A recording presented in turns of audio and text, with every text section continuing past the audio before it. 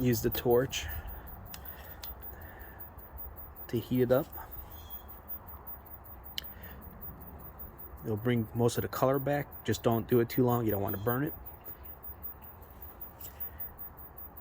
After it cools down, use some type of a wipe or applicator like trim or tire.